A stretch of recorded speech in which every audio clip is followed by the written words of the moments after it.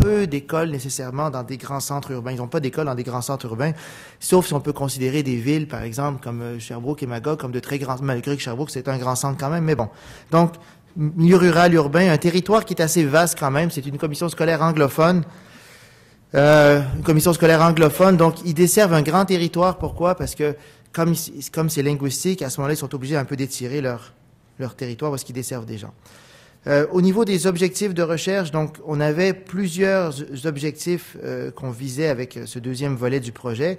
Comme pour le premier volet du projet, on visait à mieux comprendre les avantages et les défis des ordinateurs portables en contexte scolaire. Donc, on a étudié un peu l'accès, les usages pédagogiques, les impacts sur les compétences, les avantages et les défis. Et les compétences, c'est ce qui était vraiment nouveau dans ce volet-là.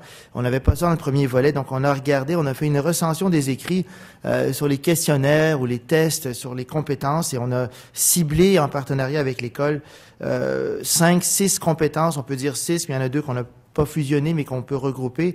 Donc, sur la créativité, est-ce que le fait d'utiliser les technologies a un impact sur la créativité, sur la communication, sur l'écriture, sur la coopération, sur les méthodes de travail efficaces et sur le fait d'exercer son jugement critique. Donc, des compétences qui étaient importantes pour eux, qui sont importantes pour notre gouvernement et qu'on a évaluées. On a aussi évalué l'impact sur l'écriture. Alors, attention, on parle de langue maternelle, c'est l'anglais chez eux, c'est pas le français, mais malgré tout, on a quand même évalué cet impact-là.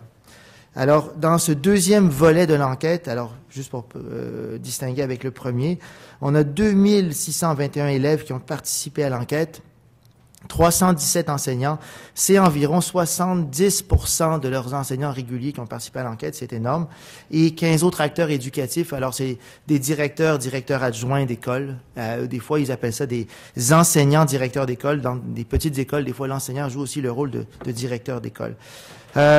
Majoritairement dans ces écoles, on retrouve des femmes.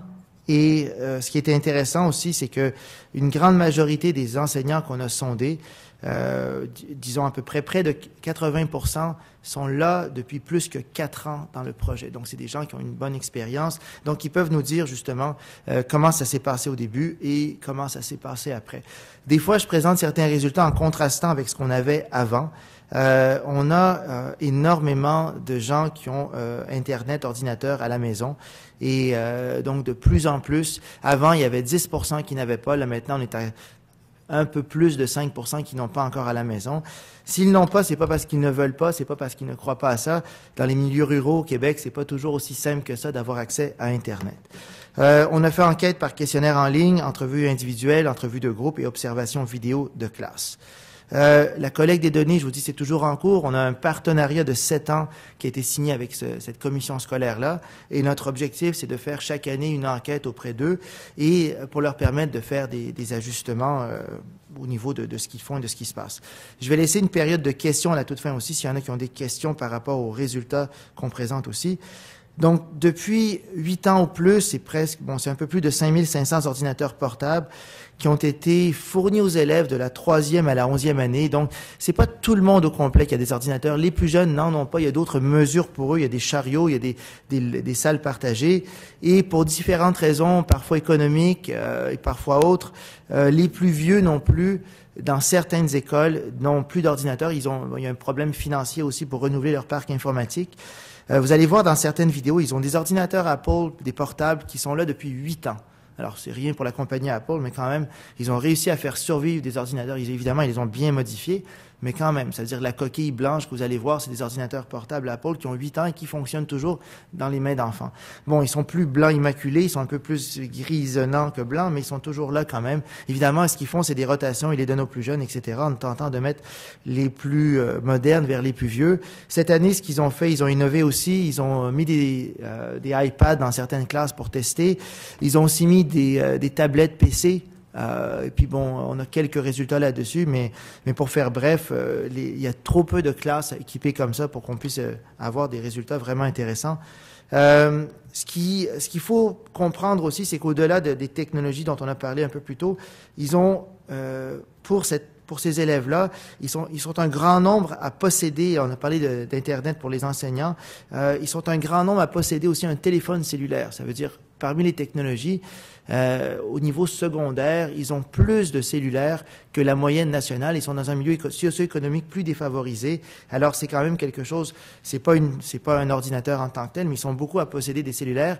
Et ils sont un grand nombre, ils sont près de 60% à posséder soit un iPod, soit un iPhone. Alors, au secondaire, c'est quand même assez énorme. Ils utilisent ça, évidemment, pour rentrer, pour aller sur Internet et pour faire diverses choses, notamment pour les jeunes Facebook.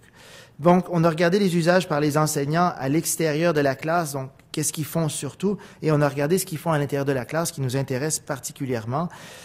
L'usage à l'extérieur de la classe, donc quand ils sont à la maison pour planifier, par exemple, il y a communication avec les élèves, avec les parents. Il ne faut pas vous imaginer que les enseignants là-bas vont chatter tous les soirs avec leurs élèves, c'est absolument faux. Quand il y a des communications, souvent c'est des communications unidirectionnelles ou des fois c'est pour répondre à des questions liées à des travaux, mais ils répondent à l'ensemble du groupe avec le système qu'ils ont dans la commission scolaire.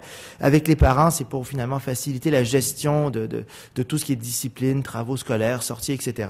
Avant, ça se faisait avec le téléphone. Maintenant, eux, ils font ça par courriel avec la très grande majorité des parents. Ce qu'ils font aussi à l'extérieur de la salle de classe, les enseignants, on planifie son cours, on recherche l'information, on regarde des nouvelles stratégies. On parle avec d'autres enseignants. Ils ont la particularité aussi d'avoir près de 200 salles de classe sur 267, c'est énorme, c'est plus des 2/3, équipées de TBI. Alors les TBI, je vais en dire quelques mots plus tard. Beaucoup de bonheur au début parce qu'on veut l'avoir. Il y a une classe qui l'a, pas nous. Quand on l'a, on est très content, mais après l'avoir eu quelques mois, c'est très complexe. Il y a beaucoup de défis techniques, il y a peu de ressources, ça demande beaucoup de temps. Alors, on échange beaucoup à l'extérieur de la salle de classe pour trouver des ressources, justement, pour savoir quoi faire avec le TBI. Qu'est-ce que les enseignants demandent aux élèves de faire en salle de classe? Et je rentrerai pas sur tous les détails des tableaux. Beaucoup de recherche d'informations, beaucoup d'écriture. Il y a beaucoup d'enseignants, mais pas tous, qui travaillent sur des projets. Et donc, certains, c'est limité aux présentations PowerPoint. Ce qu'on appelait multimédia, c'est dès qu'il y a autre chose qui dépasse le PowerPoint, dès qu'on rajoute du son ou de la vidéo, on appelait ça multimédia. Mais si on additionnait les deux pour parler de projets qui sont présentés à l'aide d'un support de présentation comme PowerPoint ou autre, on a un grand nombre d'enseignants qui nous disent ça. Donc, multimédia, son, vidéo, tout ça. 304 sur 77, c'est une grande majorité des élèves qui sont amenés à faire ça ou que les enseignants nous rapportent de dire faire ça. Évidemment, vous comprenez que ce sont des questionnaires auto-rapportés, mais malgré tout, comme on est allé en salle de classe et qu'on a aussi questionné les élèves, ça nous permet aussi d'avoir une opinion mieux nuancée de tout ce qui se passe. Usage en salle de classe par matière, quand on regarde, il y a certaines matières où c'est plus utilisé. Donc, j'ai dit pour l'apprentissage de l'écriture, c'est très important pour eux. On apprend à écrire avec les technologies, pas autrement.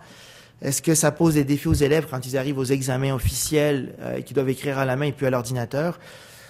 Moi, je vous dirais que non. Quand on regarde les derniers résultats qui sont sortis d'une commission scolaire qui était classée, elle était classée 69e il y a 9 ans. Elle est classée maintenant 23e parmi les commissions scolaires du Québec. C'est un bond majeur et la population n'a pas changé. Ce qui a changé, finalement, c'est ce qui s'est passé dans les murs de l'école. Mais c'est plus complexe que ça. On peut pas lier ça directement à l'ordinateur. En tout cas, du moins pas avec l'étude qu'on a fait. Mais malgré tout, le seul changement majeur qu'il est possible de remarquer, c'est ça. Quand on regarde d'autres usages en classe, on regarde certaines technologies. On en parlait aussi ailleurs, on pourrait être surpris. Donc, il ne faut pas vous imaginer non plus que ça va tweeter en classe avec ses élèves. Twitter n'est pas du tout passé dans leur conseil scolaire. D'autres logiciels sont très fortement utilisés. Google, par exemple, c'est utilisé par les enseignants. Facebook, très très peu utilisé par les enseignants. Par les élèves, oui, mais par les enseignants, non. Par contre, un usage plus important de YouTube, ils font beaucoup de vidéos ou de projets vidéo. Et à ce moment-là, on retrouve un usage plus marqué de YouTube.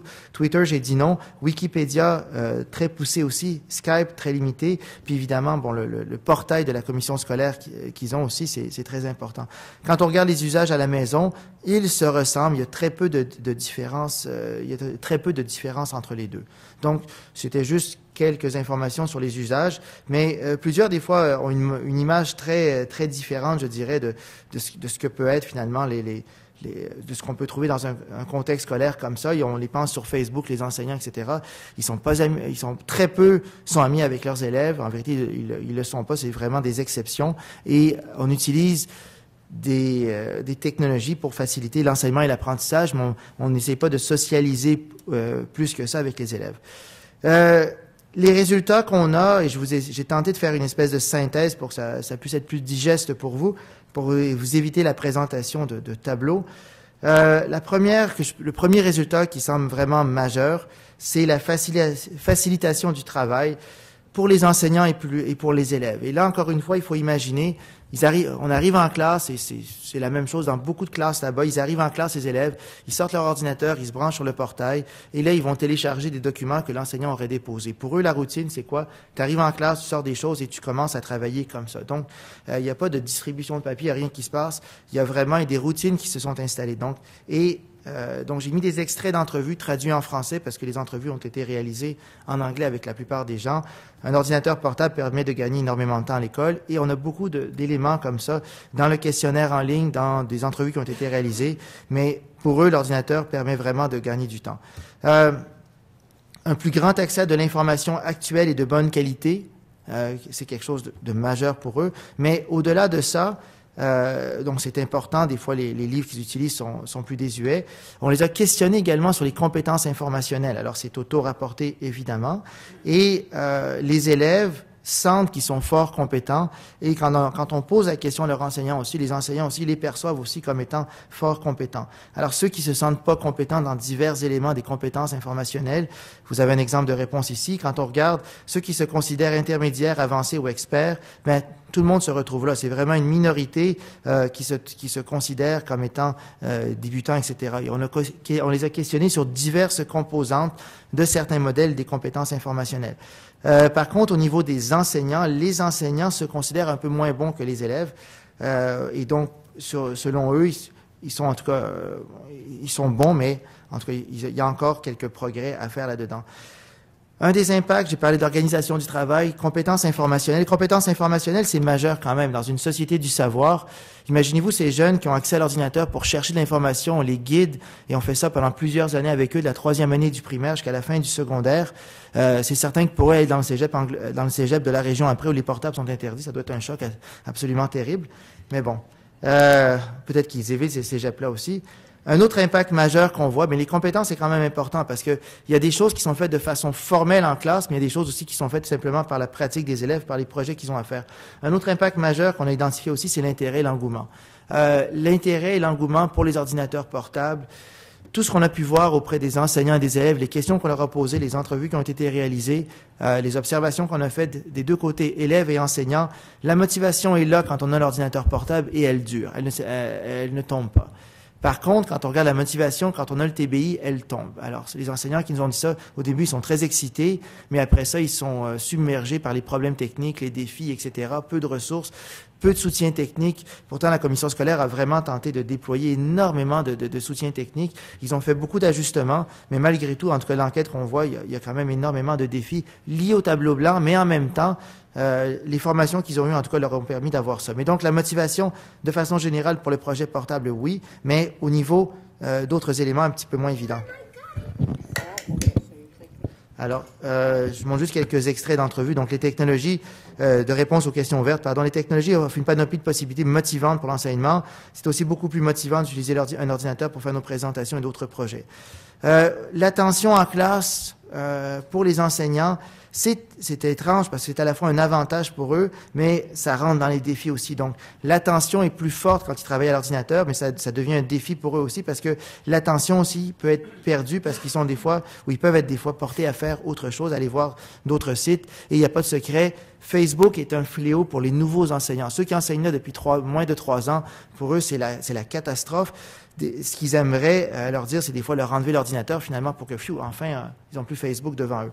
Mais bon, donc c'est à la fois ça facilite, ça permet de capter l'attention et à la fois aussi c'est un défi. Un défi que les enseignants d'expérience semblent avoir apprivoisé. semble savoir mieux gérer. L'autonomie des étudiants, c'est quelque chose d'important et ce qu'on remarque aussi, c'est que finalement, le fait d'avoir des ordinateurs portables, d'être responsable de son ordinateur, c'est pas comme avoir un chariot, t'es pas responsable, chacun a sa machine, on doit en prendre soin relativement, même s'il y a un certain soutien qui est là, parce que quand elle est défectueuse, à ce moment-là, on est privé d'ordinateur des fois pendant quelques jours. Alors l'autonomie des étudiants, c'est quelque chose de majeur aussi. And the level of autonomy, and also helped our students become more critical thinkers in the sense that they have to apply different kinds of strategies than they would with pen and pencil kinds of tasks. They have to be able to guess and test through their way through different situations. They have to be able to sort themselves out in situations that are novel. And they have to develop those kinds of risk-taking abilities, all of which correlate with student achievement. I think that student achievement is best enhanced by the laptops when the projects that they're doing are very pedagogically sound. Vous voyez les classes installées en îlot, tout ça et tout. Maintenant, c'est complexe chez eux. Ils reçoivent des tableaux blancs interactifs, alors ils savent plus comment faire les classes. Est-ce qu'on les laisse en îlot pour qu'il y en a qui voient plus au tableau blanc ou est-ce qu'on les remet en rang d'oignon pour les faire face au tableau blanc? Donc, le tableau blanc chez eux a à la fois des avantages, mais en même temps des défis. Qu'est-ce qu'on fait avec les classes en îlot que vous avez vu là? Là, vous avez vu là-dessus quelques anciens ordinateurs portables. Ce qu'elle dit en bref, c'est que ça leur permet d'être plus autonomes. Ça dépend toujours des projets qu'on fait, évidemment. Et tout est lié au projet aussi des enseignants qui sont mis en place, plus autonomes et de devenir aussi plus critiques. Des interactions accrues entre les élèves, évidemment, ils sont branchés des fois parallèlement à ce que l'enseignant fait, donc ils communiquent entre eux par d'autres plateformes, mais le fait d'avoir chacun un ordinateur leur permet de communiquer avec le monde entier en quelques clics. Communication accrue entre eux et l'enseignant et entre eux et le reste du monde. Je vous ai parlé de YouTube qui est très fortement utilisé. Ils font beaucoup de vidéos sur leur projet et elles sont diffusées des fois avec un lien caché ou des fois avec un lien public, mais ça leur permet vraiment de présenter au reste du monde. Ils ont des projets de collaboration avec l'Uruguay, avec l'Asie, donc avec différents endroits. Ils sont aussi responsables de la formation pour les élèves des acrobates du Cirque du Soleil. Donc, ils sont mis en collaboration avec des gens, avec des élèves de partout dans le monde ou qui voyagent partout dans le monde et ça crée finalement quelque chose d'intéressant pour eux. L'ordinateur permet l'apprentissage plus individualisé aussi. C'est quelque chose qui est ressorti de façon majeure. Donc, on arrive finalement à répondre de façon plus individuelle aux besoins des élèves.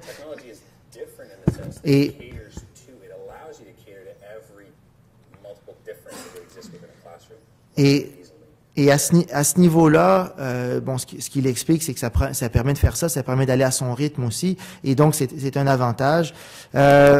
Plusieurs ont dit aussi que l'apprentissage était plus significatif avec des ressources multimédia auxquelles ils ont accès. Plus significatif, on apprend plus, on retient mieux, et par exemple, divers projets où est-ce qu'ils ont amené à aller à l'ordinateur. They could actually do it themselves. It was a hands-on activity that they could do. If I did not have those laptops, I would have to use the smartboard, which is fantastic, but it's still not hands-on for the kids as much. I could have them come up. The smartboard's great. They can come up and they can move it around and they can touch it and they can find the things that they need on the smartboard, but it's one student versus 27 students on task. Alors, it's definitely, it enhances their learning. Alors, on lui a pas demandé de comparer le smartboard et les portables, mais finalement, ce qu'elle nous montre, finalement, elle dit l'ordinateur portable, c'est bien mieux que le smartboard. Le smartboard, j'envoie un élève devant, les autres, on attend derrière, on patiente. Alors que là, avec chacun, je les envoie sur Google Maps, je leur fais faire un travail en sciences humaines, etc. Donc, c'est plus intéressant, on peut manipuler plus de choses et en même temps, ça permet aux élèves de mieux comprendre certains concepts. On a des élèves qui sont compétents sur le plan technologique, c'est incroyable dans ces écoles-là. Écoute, ils sont débrouillards, ils font des choses absolument phénoménales. Pas des choses peut-être comme les informaticiens voudraient qu'on les fasse des fois, mais je vous invite à écouter cette petite fille. Celle-là, elle parle français, même si dans une commission scolaire anglophone. Elle nous explique, elle voulait mettre un texte dans un film, elle savait pas trop comment faire. Et je pense que l'enseignante non plus. Finalement, elle s'est débrouillée et elle a réussi en prenant divers logiciels à trouver une solution à son problème. Mais je vous invite à l'écouter. Notre problème qu'on avait, c'est qu'on avait essayé de faire le iMovie avec les photos puis l'écriture. Mais en fin de compte, ça marchait pas parce que nos phrases d'information étaient trop longues. C'est-à-dire que ça faisait de la petite écriture qu'on voulait pas, sinon on pouvait pas voir. On a décidé d'aller sur un PowerPoint où on va pouvoir prendre une photo et de l'écriture à côté, puis aller le transférer sur le iMovie. Alors, au moins, on aurait fini plus facilement.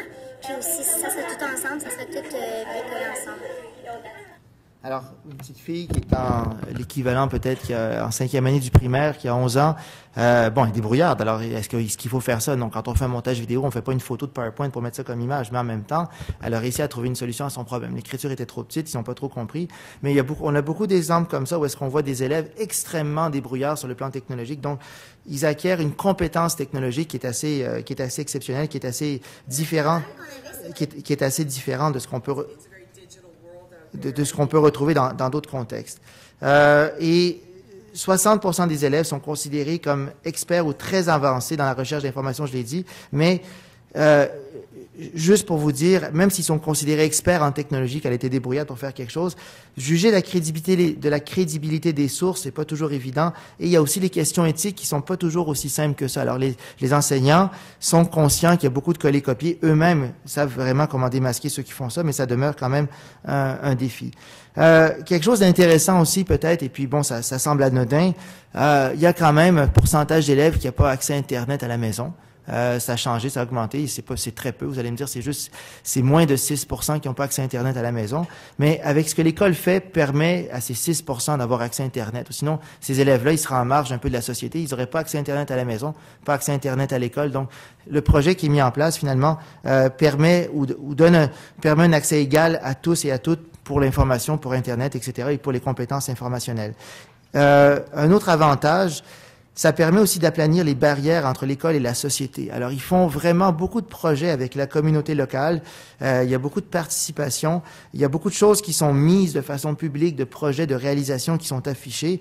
Et finalement, avec les technologies, ce que les enseignants nous disent, ils font voler un peu en éclat les barrières qui existent avec eux et avec le reste de la société.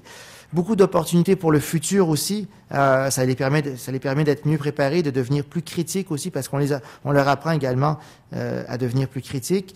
Un autre désavantage, et on a mis un point d'interrogation au décrochage. Est-ce que c'est un remède au décrochage scolaire? C'est la question qui revient souvent. C'est très complexe. Notre étude ne permet pas de prouver ne permet aucunement de prouver ça.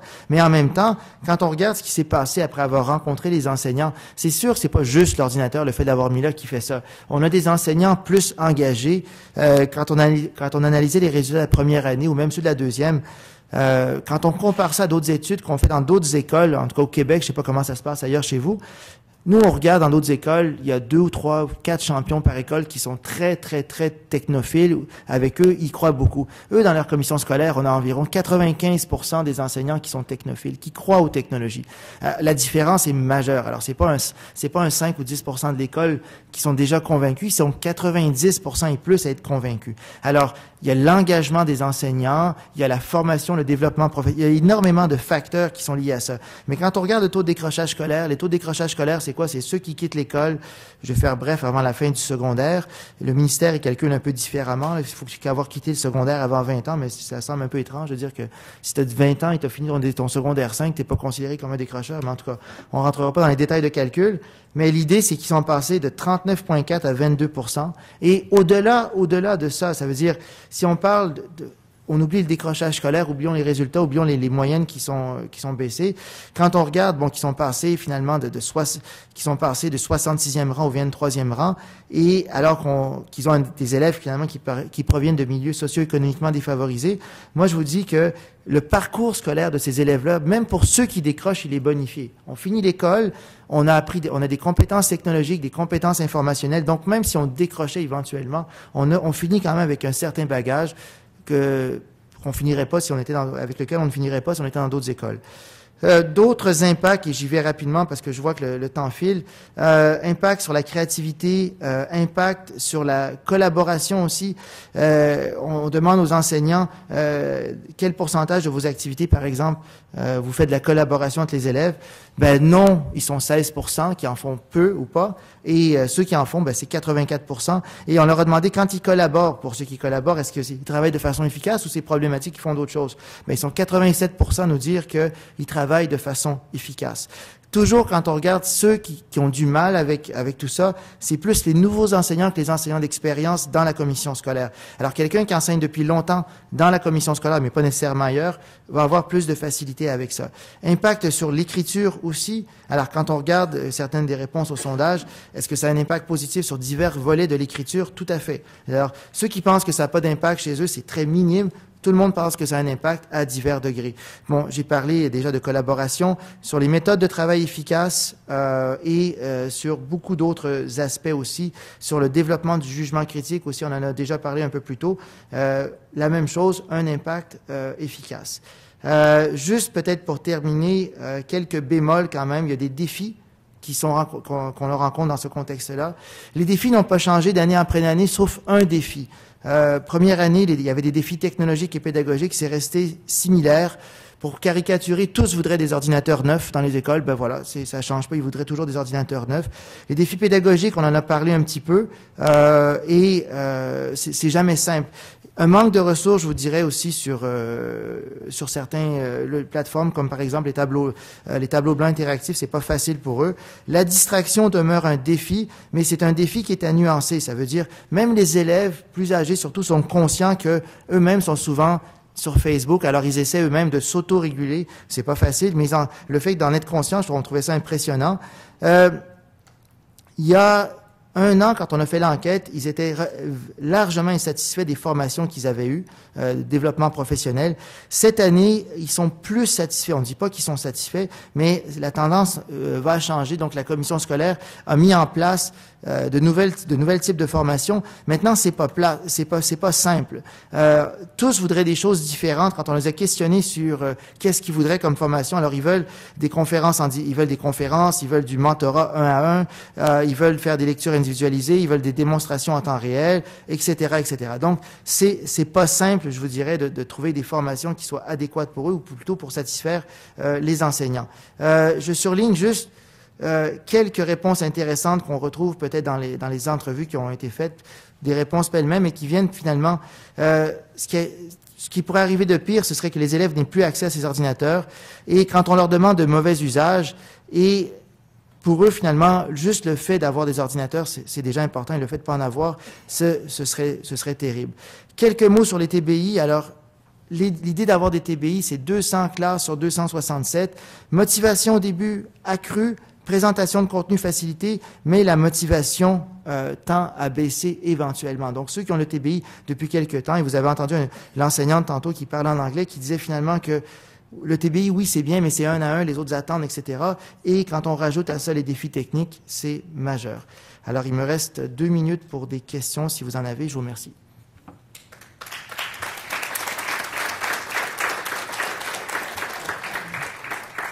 S'il y en a qui veulent le rapport statistique détaillé, je l'ai aussi, vous pouvez m'écrire, alors on pourra vous l'envoyer. Oui? J'ai une question rapide. Vous n'avez fait aucun comparatif dans les années versus les résultats scolaires et compagnie? Nous, on est arrivé avec eux pour la première fois, une enquête il y a 2 ans, donc on n'a pas de résultats avant 2 ans. Tout ce qu'on a, c'est les résultats du ministère de l'Éducation, où est-ce qu'on sait leur taux de réussite scolaire selon les données qui ont été fournies par le ministère aux examens officiels. On a des comparaisons avec le tableau du ministère où est-ce qu'ils sont comparés avec d'autres commissions scolaires, mais on n'a pas été... Dans d'autres commissions scolaires, on a fait des études, mais pas à grande échelle comme on a fait dans cette commission scolaire-là. François?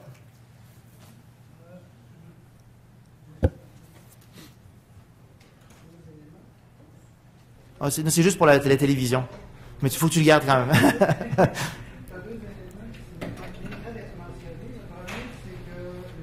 Dernières années, la commission scolaire a fait des efforts considérables au niveau du développement professionnel, mais sous 2 axes, c'est-à-dire sous l'axe implantation de la réforme et en même temps intégration des technos.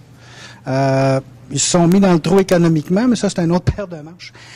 Et cet élément-là est un des facteurs explicatifs, beaucoup plus que la simple disposition des portables, des éventuels succès. Deuxièmement, pour le follow-up, pour voir si tu as des effets au niveau de l'apprentissage, il faudrait que tu mesures autre chose que simplement le rapport aux technos, puisqu'ils ont un rapport particulier à la pédagogie du projet, entre autres choses, une série d'éléments propres à réforme. On a évalué dans la 2e étape, comme j'ai dit, on s'est centré sur le développement de compétences qu'on peut finalement lier à l'apprentissage ou à d'autres choses, mais on a évalué communication, méthode de travail efficace, donc les 6 compétences que j'ai annoncées, qui nous permet d'avoir des indices. Mais encore une fois, c'est jamais simple. Comme je vous l'ai dit, c'est pas aussi simple que ça de lier mais c'est lié à un ensemble de facteurs. Mais c'est certain, en tout cas, pour avoir parlé aux enseignants, pour avoir questionné un grand nombre d'élèves et d'enseignants, que les technologies ont servi de catalyseur dans tout ça. Parce que pour eux, ils se sentent privilégiés et puis finalement, ça sert à faire plein de choses, à appliquer finalement des pédagogies ouvertes de façon plus efficace. On a parlé des pédagogies de projet tout à l'heure rapidement. Quand vous regardez que 95% des élèves font des projets multimédia dans cette école-là, c'est quand même assez exceptionnel. Alors, est-ce que la réussite est liée aux ordinateurs ou finalement à la pédagogie de projet qui est appuyée par les ordinateurs? Donc, c'est certain que l'ordinateur a eu un rôle, mais au-delà de ça, finalement, il y a d'autres volets ou d'autres facteurs. Oui? Je peux répéter la question peut-être pour la caméra, alors si vous y allez. Allez-y. Justement, sur ces stratégies pédagogiques, tantôt, il y avait un graphique où on voyait peut-être plus ce qu'ils ne faisaient pas que ce qu'ils faisaient.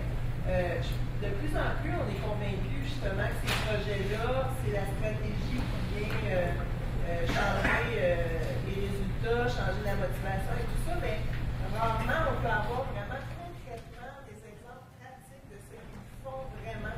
Est-ce qu'on est rendu justement au moment où on aurait besoin de ce partage-là de pratiques? Par exemple, le défi Facebook, avec le temps, ils ont trouvé des façons de faire leur gestion de classe. C'est quoi? Qu'est-ce qu'ils font? C'est quoi leur truc?